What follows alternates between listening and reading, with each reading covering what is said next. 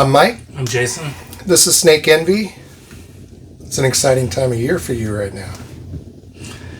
Yep, eggs are coming. We're getting eggs almost every day, and we got a few we want to show you today. A couple cool ones. Where are you at in the process? So I know we've talked about this before a little bit, but kind of walk us through the timeline. What species breed first? What species then come next? And are there any at this point that are not paired? Or is pretty much everybody breeding now? Everybody at this point, we're almost June. We warmed animals up on the 1st of March. So we are basically 3 months. Yeah. It's amazing how fast. But we're still waiting on eggs. By. Yeah. We're still, we're about halfway through it. So everybody's paired, everybody's bred. Right now it's just a matter of waiting for eggs. How many snakes at this point have laid? Wow. I would say probably 40, 50. Really? Have laid eggs? I'd probably say 40. Wow.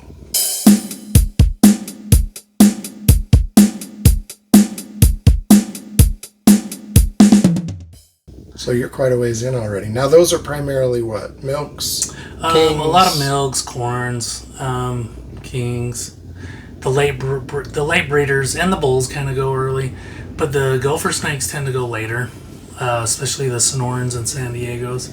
Okay. Sinaloan milks go really late. There's a few. Okay. So 40 have already laid eggs. Yeah, it's kind of a guess, but wow, fantastic. All right, so we're going to leave it up to Jason here, but we're going to just kind of walk around a little bit and show you both some gravid snakes with maybe breeding projects that you're excited about, and also you can tell us a little bit about those. And then also we'll show you some of the snakes that have laid and show you some clutches. So let's get to it. Let's go. All right, what do we got first? All right, we got... this is a hypo bull, Stillwater lineage, Het4 Xanthic, Miami County Xanthic. So these are those really nice black and white contrasted ghosts. Yeah, let's check these eggs out. She just got finished shortly. Ah, fantastic. So she just laid today, huh? Just finished anyway. Yeah, a couple hours ago. This is the male, and that's what... You'll get a mix of both of these color morphs in here. How many we got in there? We got 3, 6, 9. We got about 13, maybe 14.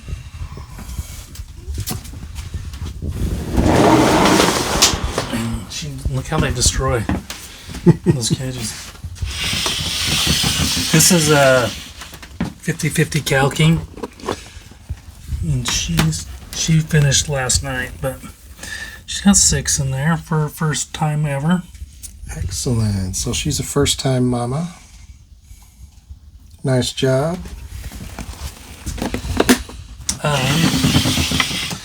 Here's a nice big gravid. She's really probably a week away.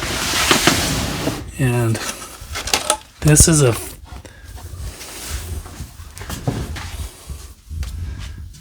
Great Basin gopher. This is the Phelan California Blonde. Wow. That is a big Great Basin gopher. She's a beast. And she's probably about a week from laying, you say? Yep. She shed like 4 days ago. We're going to put a nest box in there today. Yeah, and just remind everybody, for those who don't know, or for the ones that are kind of seeing your breeding videos for the first time, how does that shed, and does it differ from species to species a little bit? But a little bit. What's the timing of that shed relative to usually when they do that pre-lay shed, it's 7 to 10 days. I mean, it can go probably 7 to 14 days, but 10's kind of probably average. Let me show you another neat one that's gravid. So you get a heads up. The eggs are coming. She's a monster too. And yeah, if you can't tell, that's gravid. Wow. She's a big girl anyway. Yeah. But and what is this one? this is an Envy Snow San Diego. So San Diego goes. So it's a snow, but look at these cool looking eyes. She's actually going into pre-shed too. Yeah. She's usually more vibrant than that. Yeah, she is looking a little dull. Very cool. Oh yeah. Is this our Texas rat that we've been handling? No, but she's grabbing. We'll show her too. This is a Florida pine. Oh, this is a pine. Yep. This is a Florida pine, and she's still got a little ways. She's starting to spread out her scales. Oh, and she is shed. So she is. Well, we got a fresh shed here with the Texas rat. And if you've been seeing our videos of us handling her, look how well she's doing with the handling. So now she has shed, so she's only a week or a little more away from laying. Look at these colors. Yeah. See how these scales spread out? And then you can see the color in between them. Yeah.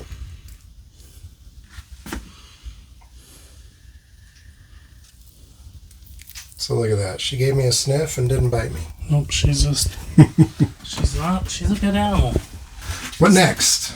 So, I don't use incubators. I just room temperature my stuff, which is... I try to be 79, 78, in that range. It takes them, a week or two longer at these temperatures, but I feel like I get bigger, healthier babies. They're not... I guess it's just more time develop. I think it's healthy. It's just my opinion. A lot of people, everybody has their own. So, but I would imagine if they're going a week longer, they're absorbing that much more of the egg. They come out big. They come out well fed and ready to go. Yeah. This is an old junky thing, but does the job. And this is some that were recently laid the last few days. And so here we got a corn. These are corns. So Jason's finger there for reference, just compared to these big bull snake eggs we were just looking at. So we've got smaller eggs. These are corns. Bigger clutches. These are red milks, and these are gray-banded kings. Oh wow! So you have 3 different ones all together here. And I try not to lump similar species together, so when they hatch, there's no confusion. And I'll probably have another small clutch that will fit in there. But then you get, these are bull snakes. Much bigger, and that's fairly average for a bull snake. Yeah. The eggs vary. Now, have any of the pines laid yet? No. The pines, we will be sure to show everybody when they lay with those really long eggs. Black pines are cool because, those things can be as long as a dollar bill sometimes. Yeah, really long, narrow eggs. And as a result of them being so long, fairly tiny clutches for such big snakes. And I just keep a little thing of water in here for humidity, but very similar. I mean, I could probably just put these on a shelf, really, but the reason I do this, I use coolers, because my room does fluctuate. It might fluctuate 10 degrees in a day, depending on the time of year. It might be 75 in here and get up to 85. Not that I want it that hot, but occasionally it does. So the cooler's going to mitigate. So exactly. That's what that cooler is for. And it's just a good storage spot too. Now, remind me, going back to one of the earlier conversations we had, how about your long-blotch gray bands? That was one of the breeding projects you were really excited about. Where are you at in the process? I just got both clutches eggs yesterday. That's the ones I showed you. These gray banded. Those are them. Okay. Those gray banded eggs right here are one of the clutches. So these are the Annery long blotch. Those are the long blotch eggs right there. Fantastic. I know that's a project you're very excited about. That's probably my most exciting project of the year for me. This is the season that you're actually expecting to see some long-blotch neos, correct? Correct. And everything up until this point has kind of been building to this. Yeah. And I don't know what's going to happen. I know they'll be beautiful, but but do we know if we're going to get some long blotches? I'm expecting, because the aneries are tend to be like smaller Blair phases, or alternate phases.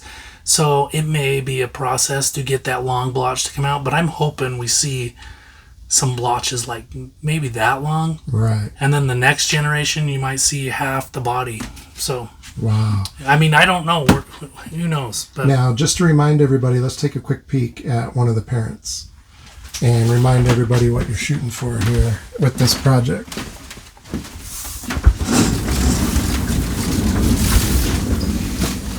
And so this is one of the girls, and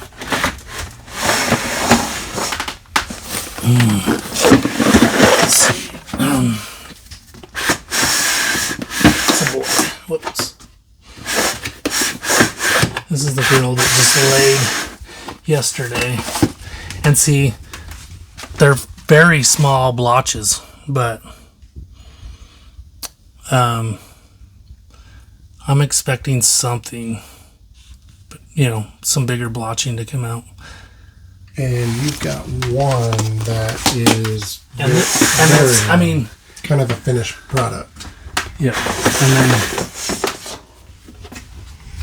there we go. And that's what we're shooting for. That's what we mean by long blotch. That one is roughly half the body.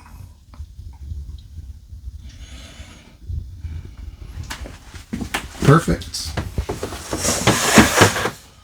So we'll look forward to. This one instead. There's another one. That's even longer. So if that's going to be white or pink, that's what we're shooting for. Excellent. Oh, by combining the anery with an anery long blotch. Yeah. Yeah, anery long blotch. So that'll be a little lighter. Perfect. So we will look forward to some pine snake eggs. I think that'll be interesting for everybody to see. We've seen some small eggs. We've seen some big eggs. And then the pine are, they're just circus-like. They're long and narrow. And what's a typical clutch? Like 4 or 5? Yeah. 4 to 6, 7. And people wonder, why pine snakes in the wild in some places are really threatened and really struggling, and that's part of the reason, right? And that's why you don't see a ton in the hobby, right? Because they're not cranking out like bull snakes. You're not getting 20 eggs. You're getting 6. Amazing. So, thanks, Jason. Thank you.